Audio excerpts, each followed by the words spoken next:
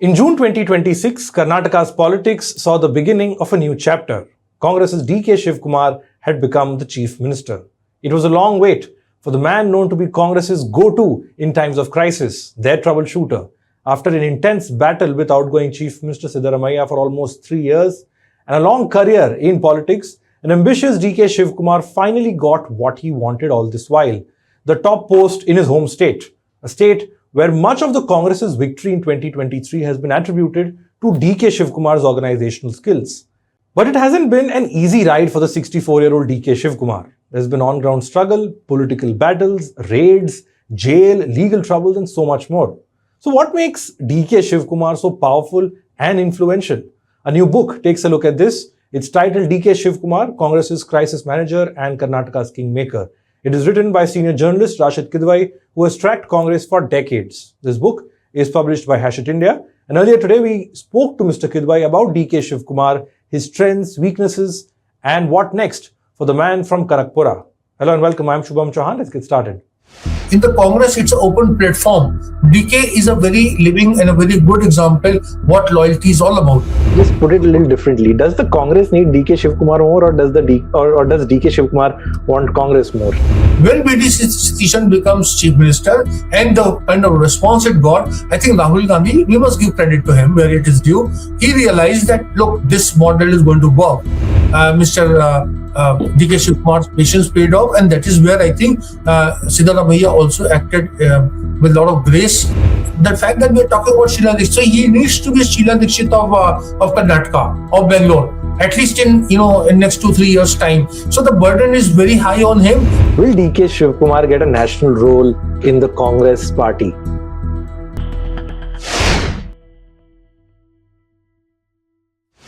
Mr. Rasheed Kidwai, thank you so much for taking out the time and speaking with me. Firstly, congratulations on your book. I think it's timely, it's comprehensive, it's thorough in its research and detail, and it paints a very interesting portrait of a man who's so relevant in today's times and a man who's so powerful and influential in not just Karnataka, but if you just look at the Congress party as a whole. So congratulations for that, sir.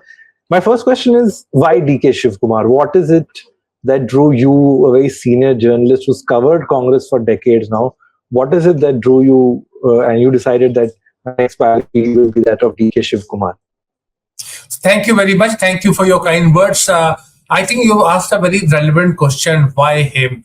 I think if you look at the book and if you see my sort of acknowledgement page, I have tried to explain that why I want to write about living politicians, practicing politicians whom I have access, politicians who have roots in society, politicians who are seen as the leaders of present and perhaps a future.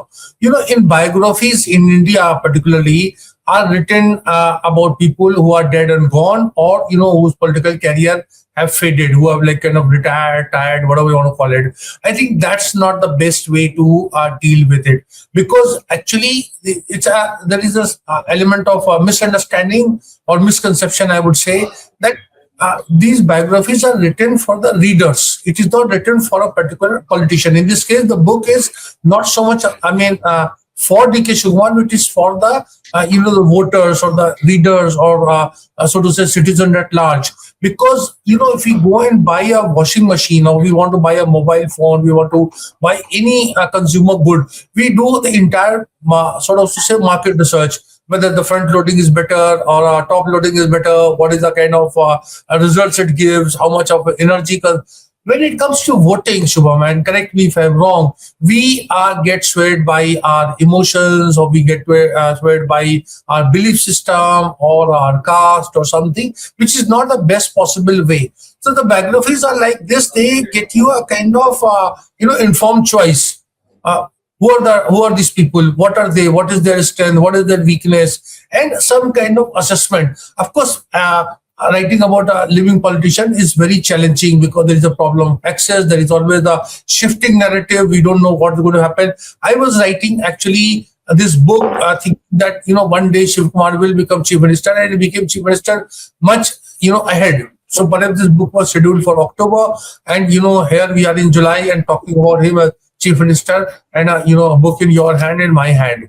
So this is how it is. So it's about living politician. It's about people who are stakeholders. It's about people who are individuals who would matter today and tomorrow. So in that scheme of things, if you look at the non-NDA platform, because you are a journalist and you would know that there are sort of journalists have a kind of beat system, or they have the areas of interest. So my primary area of interest is in opposition, and in opposition more so about Congress party. And in Congress party, DK Shivakumar is one of the leader which has a lot of potential, much like Sachin Pilot and of course Priyanka Gandhi and many others. So here, this is the result of that, and that answers perhaps your question. Absolutely. And I think you put it very beautifully. It captures, it gives the voter a view and sort of an assessment of who the man really is beyond the speeches and the rallies and what you see in the public domain. So that has really come through. Let's go back in time a little bit. Let's go back to the young DK Shivkumar, who started out as this very raw, aggressive politician in his college days. He was part of the NSUI. And you write that suddenly, this youth Congress leader who was growing in popularity among his peers, suddenly this young man caught the eye of Rajiv Gandhi, this tall national leader, the Prime Minister of India. How did this happen, and how did this sort of meeting and encounter between Rajiv Gandhi and DK Shivkumar then catapult DK Shivkumar from just being a youth Congress leader to the Karnataka politics and the Congress party's affairs in the state? So yeah, it's a very interesting question. I would just at this point, when you are going into specific, I will tell your readers what Pranab Mukherjee was very used to saying the taste of pudding is in eating. So please, read a book. Then you will know, if we get to know all the sort of masala or the spicy parts or anecdotes of the book. I think, of course, I'm grateful to you and to your viewers who are watching this program. At the same time, I would request to read a book, because as you have read a book, you get a very nuanced understanding. I think that was a very interesting phase, and that tells you what politics was. Here, Rajiv Gandhi, goes to Bengaluru and to meet an ailing chief minister who was Virendra Patel, a very powerful Lingayat leader. So you also get to know Shubham, an entire period of that, and that was the time the Congress was very strong in Karnataka. And how, because he had suffered Virendra Patel had suffered a stroke, and Rajiv Gandhi, tried to remove him. And Rajiv Gandhi that time was not in power. He was not a prime minister. He was a leader of opposition. I think we are talking about this period of 1990. BP Singh was prime minister. And then, he had a lot of difficulty, but the governor was not cooperative. And what we see these days, a lot of difficulty that opposition is facing vis-a-vis Narendra Modi. You get a glimpse of that period. And that is where there were a lot of meetings were there. All those big leaders like Janardhan Pujari and C.K. Jafar Sharif and all the people who were going for the leadership change. Importance of youth Congress, because the youth Congress person was mobilizing, giving inputs to Rajiv Gandhi, and that tells you about the leadership factory that the Congress has produced at the time of Sanjay Gandhi and Rajiv Gandhi. They would spot talent. So they saw that somebody, he was theirs, used to call him Gowda, because Gowda is his surname. So Rajiv Gandhi would, recognize and remember him, that here is this young man who can give me some kind of assessment of what's happening and where the various other players stand. And therefore, he gets an access to Rajiv Gandhi, and Rajiv Gandhi uses him to get a lot of information. And Mr. DK Shivkumar, who was a young youth Congress NSUI leader, he was there everywhere, part of deliberation. He was traveling, he was driving car, and senior leaders were talking. And this is how young leaders were schooled. Today, again, if you contrast it today, I will not comment much on BJP, I say about Congress. In Congress, in Rahul Gandhi Congress, in Priyanka Gandhi Congress, people don't have that kind of access. So the making of Shivkumar goes back to the time of 89, 90, when Rajiv Gandhi was alive, and the kind of affection he had for party leaders. Little known, I won't say unknown, little known people, and how they shape up, because they were in the thick of exit of a chief minister and choice of chief minister. Like we saw Siddharamaia's removal and DK Shivkumar's removal. But did you hear any youth Congress person playing any role? The answer is no. So here, therefore, a book of this nature also gives you a glimpse of the past and present, and why the Congress was doing well then, and why the Congress is doing badly, and why Virendra Patil was removed. And there were decades till again DK Shivkumar in 2023, restored that kind of bond with Lingayat leadership. Right. And I know you touched upon the book itself, and I'll tell our viewers that the contents that are there in this book, we cannot cover that all of it in 30 minutes. But I would want to sort of look at several aspects about DK Shivkumar. Let's look at the broad relationship itself. So Congress and DK Shivkumar. Many say that this is a transactional relationship. Congress gives DK Shivkumar the political platform, and DK Shivkumar in return gives the money, muscle power, and the votes for the Congress party. Would you agree with this analysis? Do you think this is too oversimplified, or you believe there's a stronger ideological glue that binds DK Shivkumar with the Congress party? I'm very happy that you asked this question, because this is something that actually every student of Indian politics must understand. See, there is something people give a lot of, I would say they're very dismissive about the loyalty part of it. And they say, as you have also used this word, that transactional leadership. It is transactional. Every relationship is transactional, other than between man and God in a, let's say, spiritual sense. But then a lot of sweat, blood and effort goes in. And that is where I think the traditional politician, look at DK Shivkumar, he was part of the, NSUI, Youth Congress, left college, again completed degree, and all his life he has been a political worker and a political activist, mobilizing crowd, mobilizing voters in the name of... See, there are a lot of people who come from that kind of other background. But Sitaram Kesri used to say, the paratroopers who are from various other walks of life, and they join politics and they do well.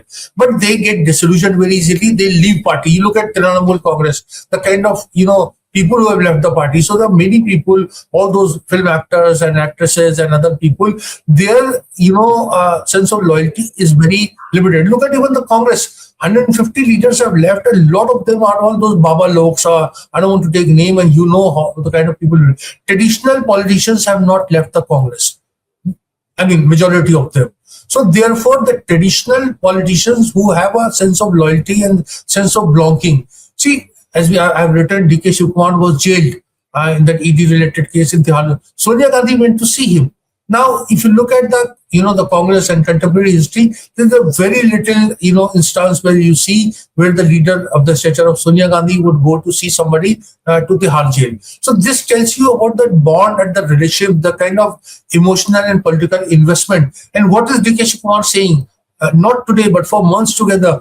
I want to see Rajiv Gandhi. I want to see Rahul Gandhi as Prime Minister of India. I want to get all the 28 Lok Sabha seats, whether he succeeds or not, to the Congress. So this is a kind of, and that makes up the BJP have, the RSS and the Sangh and the kind of a lot of, I would say, steps of relationship. In the Congress, it's an open platform. DK is a very living and a very good example what loyalty is all about. Of course, in the course of time, he got fame and fortune. But as I have mentioned in the book, what Rahul Gandhi had told Kamal Nath and the Jyotirita Scindia with that picture of Leo Tolstoy quote that, patience and time, they are the biggest warriors in a war. So therefore, DK has shown a lot of patience. If he could have moved, and the BJP must be wanting him to come. I'm not talking about today, in past 10 years or 12 years, but he did. So his sense of belonging in the Congress and Congress making an investment, it makes a fascinating story. As you talk about muscle power and all that, we can talk about it, because this is very much part and parcel of electoral politics. I've done a study at that ORF. We have done a study which tells you that the number of money that was spent in 2024 was 1,40,000 crore rupees, not what 5,700 crore the election commission talks about. The cost of a vote, informally speaking, in Madhya Pradesh, Rajasthan, Chhattisgarh is 3,000, 4,000, one vote in Lok Sabha election. In Tamil Nadu, in Telangana and in Karnataka also, the cost of one vote is about 7,000, 8,000 rupees. Staggering, mind-blowing statistics. But this, as I said, is not a subject matter of this book. But I just want to give you a glimpse why this money power, muscle power, all these things matter and happen. This is not a justification. This is just a mere explanation. Let me ask you this: let me just put it a little differently. Does the Congress need DK Shivkumar more, or does DK Shivkumar want Congress more? How do you see this equation? But I'm glad you asked this question, and I can answer this at this point of time. I would say other way around. Looking the kind of pool of talent or lack of it, I think the Congress dependence on DK Shivkumar is much higher than the DK Shivkumar's dependence on. Look at the case of Jyotiraditya Scindia. I've written a book, House of Scindia. Now Scindia was a kind of what Digwe used to say, Hira, a gem, a jewel in the crown, and now he's part of the the BJP, and it brings a lot of legitimacy to the BJP. See, people like Scindia, Sachin Pilot, DK Shivkumar, and many other, they are a kind of a link with the middle class, with the urban India, and with the political party that they belong to. So in that sense, he is an asset, just as Scindia was and Scindia is to the BJP. Right. Let's move on to some other aspects of DK Shivkumar. Something that you mentioned, it's the money power. Now, here's a man who is not your polished and articulate politicians. DK Shivkumar is raw, he's unfiltered, he's candid, and his critics may say he's arrogant in the way he throws himself around. At the same time, you've had allegations against DK Shivkumar of corruption. His fortune has grown, his net worth has grown to 1,400 crores. But yet, when he came out of Tihar jail, and you mentioned that point when he was inside, Sonia Gandhi went and met him. When he came out, you could see that his popularity only grew, contrary to what happens to many politicians, that once you come out of prison, you lose that sheen and you lose that popularity. But with DK Shivkumar, that did not happen. So when you look at DK Shivkumar's personality in its entirety, where do you think this popularity comes from, despite all his flaws and despite all the charges of corruption? So I think it's a very interesting question, and this has been always been my area of interest also. Not only DK Shivkumar, you look at in the past, you look at Jayalalitha, you look at several other people. Even there was a person called Sukram who was caught in a telecom scam. I think like I've given you a glimpse of how what a corrupt political system we have. At the same time, we also have very poor rate of conviction. If you look at the ED's track record, and this is I'm going by the parliamentary reply what the government has furnished. So of the 140 politicians who were under the ED, CBI, income tax glare, the rate of conviction is not even 2%. That means if the 100 people are caught, not even 2 people are punished. Remember, there is a big difference between being a suspect and a convict. Mulzim and mujrim, as we say it in Hindi, Urdu, Hindustani language. So therefore, those people who are not proved guilty by court of law, it's actually in people's court they get a lot of legitimacy. So this is another dimension of mandate theory.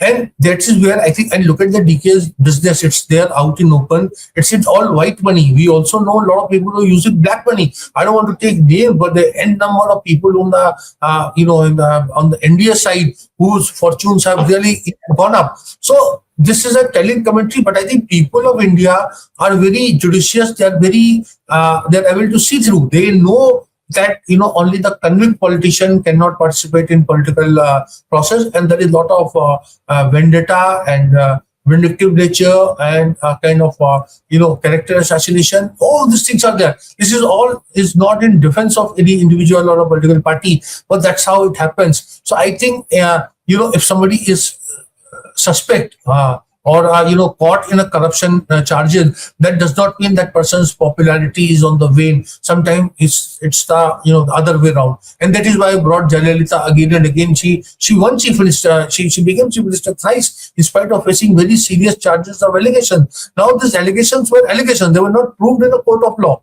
So we must understand very clearly the fine difference, the nuanced difference between what I call it, mulzim and mujrim. You can Absolutely. be accused, but a convicted persons are very few. Absolutely. Let's come to the Congress High Command and DK Shivkumar equation again. I want to come back. We've written how over the years Congress's top brass has had their equation with regional satraps, starting from Nehru to Indira, Rajiv, all the way up to Sonia, and now Rahul. You also write that Rahul Gandhi is attempting to change the manner in which the Congress party is functioning. In recent years, one of the most sort of biggest charges against the Congress High Command is that they're indecisive and they always end up making the wrong choice. The Congress never misses an opportunity as far as leadership tussle is concerned. But when you juxtapose that to the DK Shivkumar Siddaramaiah tussle, it was handled rather maturely. What do you think was different in this case, in the case of Karnataka, and the decision making and the maturity? What does that show about the Congress High Command itself? Yeah, I think it's a very, I would say, provocative and somewhat loaded question also. You see, we must see how things have changed, what's there in theory and what's happening in practice. In theory, it's very simple, whether it's a choice of Prime Minister or the Chief Minister, that the MLAs, the majority of MLAs will elect a Chief Minister, where majority of MPs will elect a Prime Minister. But that's not how it happens. When the party is in power, the way Mr. Narendra Modi is in power, very well entrenched, very towering person, very popular person, he in a way picks, the BJP central leadership picks Chief Minister. And that's how it happened that we saw that Shivraj Singh Chauhan didn't become, and Mohan Yadav became, and in Rajasthan and in Chhattisgarh, all these things happened. So then it is clubbed as a master stroke. Now, the Congress, when it is out of power, and I have given that historical context that you have very graciously mentioned, it becomes problematic. There are many contenders, and the Congress failed and faltered in Punjab, in Rajasthan, in Madhya Pradesh, in Chhattisgarh. And as you're rightly saying, they got it, right in Karnataka, just in nick of time.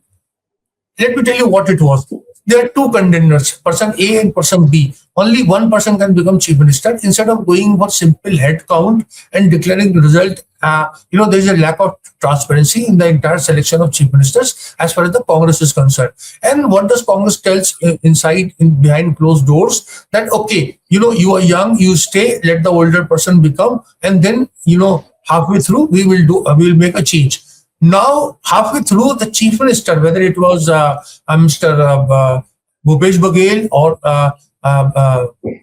Ashok Gehlot, they become very, very powerful and impressive also, and even in case of Siddaramaiah also. So you are not able to change that guard, and the Chief Minister is very resourceful, and all the kind of goodies come, appointments, etc. Long story, cut story short. What do? You tell the contender, you sit down. And in the process, contender loses patience, as in the case of Mr. Jyotiraditya Scindia in Madhya Pradesh. Sachin Pilot almost went, but he was brought back. So the changes did not take place. The Congress is out of power in Chhattisgarh, Congress is out of power in Madhya Pradesh, Congress is out of power in Rajasthan. So so all these things happened. Then came elections in Kerala. Sorry, I'm taking long, but I need to explain this. In Kerala, there was a big tussle because Rahul Gandhi, being Rahul Gandhi, again tried to impose, K.C. Venugopal as a Chief Minister of Kerala. He didn't become. There was a lot of resistance by MLAs, by allies like IUML, by senior leaders, by opinion makers, media, etc. So Rahul Gandhi dithers and V.D. Satishan becomes Chief Minister. When V.D. Satishan becomes Chief Minister and the kind of response it got, I think Rahul Gandhi, we must give credit to him where it is due. He realized that, look, this model is going to work.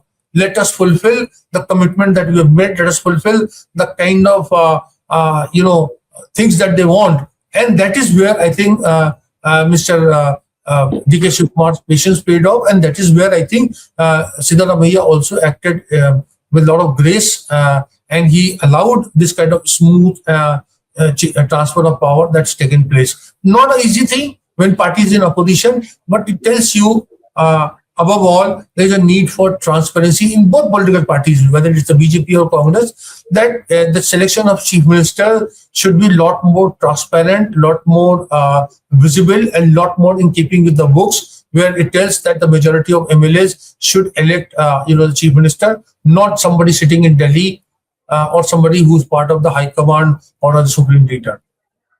Absolutely.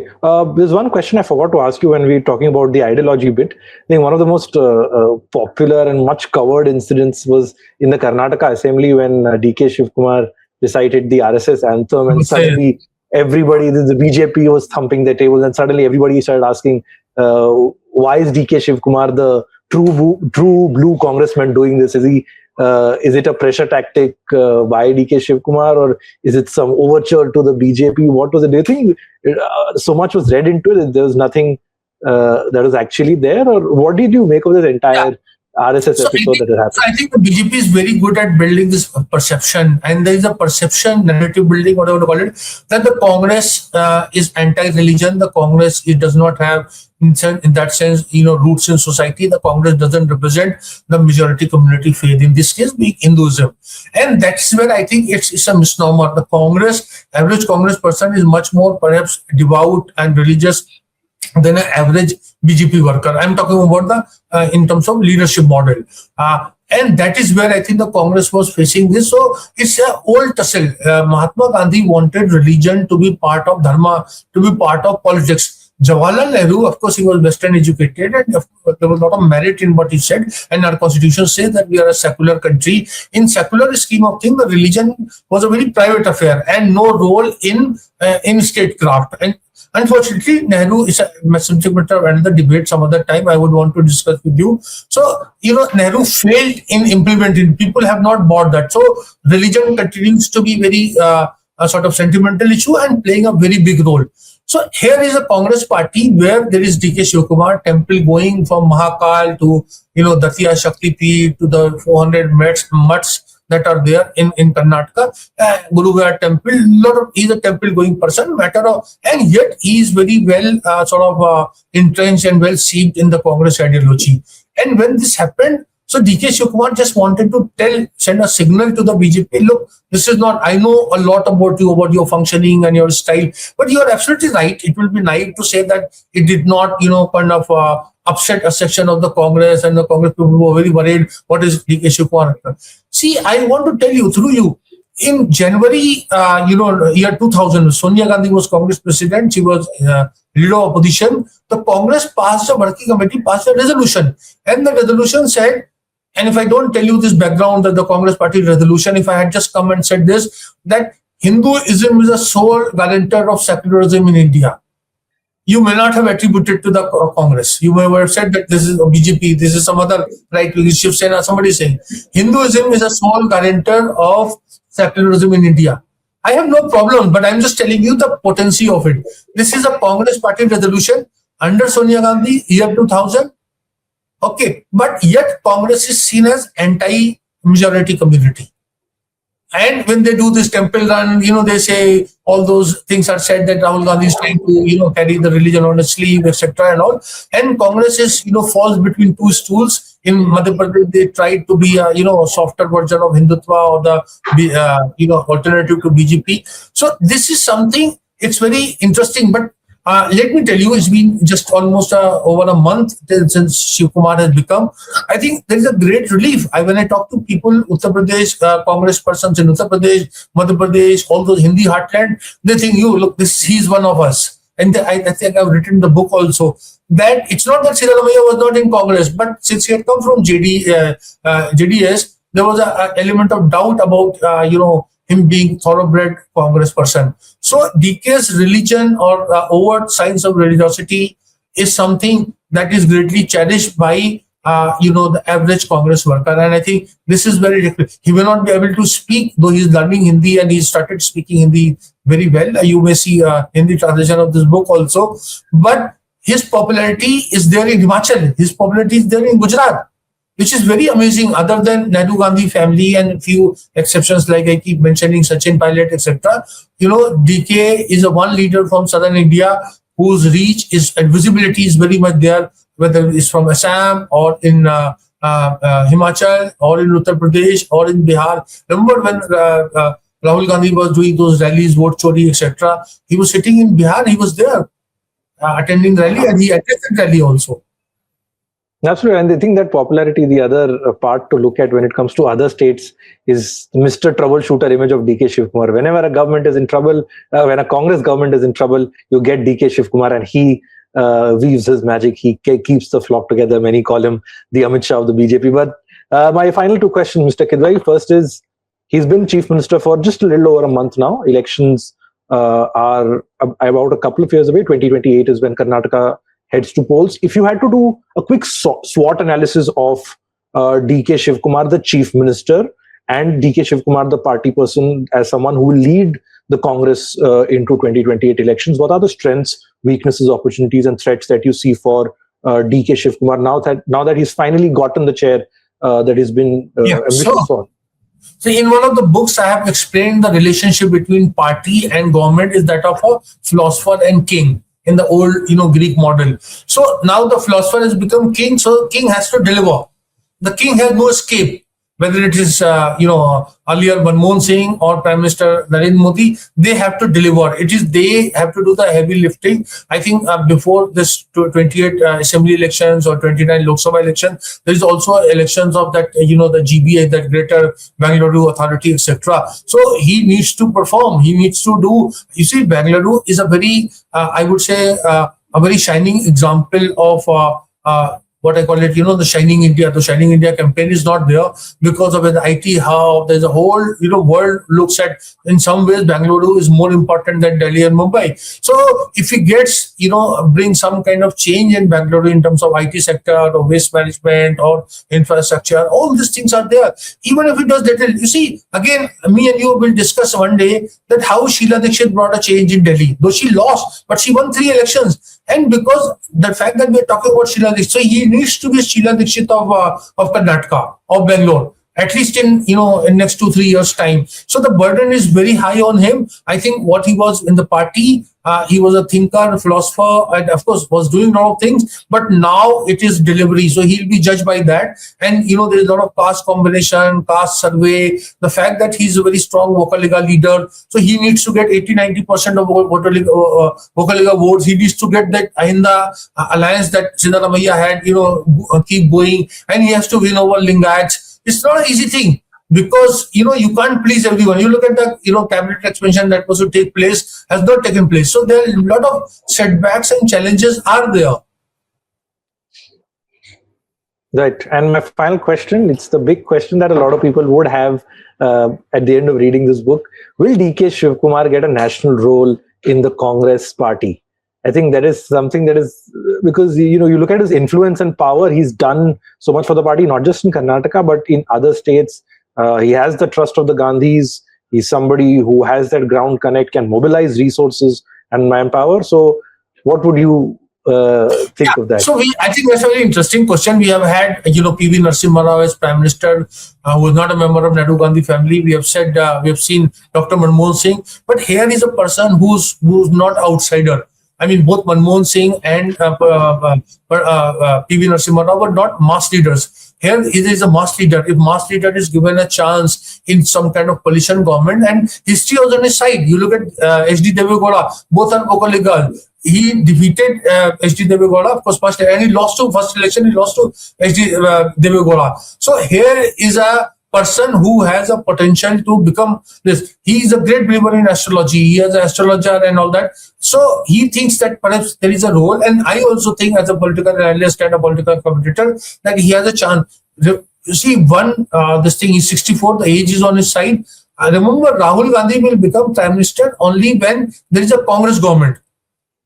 You know what I mean? 272. Or something like over 200. Now that's difficult. In a coalition government, there will always be search for somebody who's resourceful, who's a go-getter, who's acceptable, who's pan-Indian. So DK ticks a lot of those boxes. I'm not pitching him as a prime minister candidate, but I'm saying theoretically speaking, there's a chance. But he has to pass a test of 28. The Congress has to win Karnataka on its own strength. Once that is done, I think there is no looking back for Mr. DK Shivkumar. So you do agree that there is a possibility, provided, of course, terms and conditions apply, but you believe there's a possibility that Shivkumar, like Mallikarjun Kharge, the other person from Karnataka, has gone to Delhi. You see that possibility? There's a slight difference, but Mr. Kharge's age was on his side, and second thing, Mr. Kharge never became Chief Minister. Where I think the most apt analogy, as I have compared him with H.D. Devegola, I think Narendra Modi. Narendra Modi's Gujarat model, I can politically criticize it, but he was able to showcase. So there has to be a Karnataka model, and he has that bandwidth, he has the kind of infrastructure, he has the resources, he has the name, more than Gujarat actually. See, Karnataka, is slightly, I mean, they were of the same size, 26 Lok Sabha and 28 Lok Sabha seats respectively. But in terms of optics, in terms of name, in terms of money, I'm sorry, I'm getting into difficult terrain, but I think Karnataka has has a superstar value. So in that sense, all DK has to do is to prove himself at the test of May 28. If he wins, I think there is no looking back. And again, he's a very patient man. You may find him a very eager beaver, but I think behind all this, he has a very calm, head. He's a thinking politician. He may not have been a great, a learned man in terms of degrees and all, but first class graduate from University of Life. Remember my words. First class graduate from University of Life. All right. On that note, Mr. Rasheed Kidwai, thank you so much for speaking with us, and to our viewers. You can, of course, get your hands on this book. It's available online in nearest bookstore, but do get a chance to read this book, because I think it says a lot about who DK Shivkumar is behind the scenes, like I said in the introduction, and who better than Rasheed Kidwai to write about someone like him. So thank you so much for speaking to us. Thank you. Yes, remember Pranab Mukherjee, taste of pudding is in eating. Absolutely. So one must definitely read this book. Thank you so much, sir.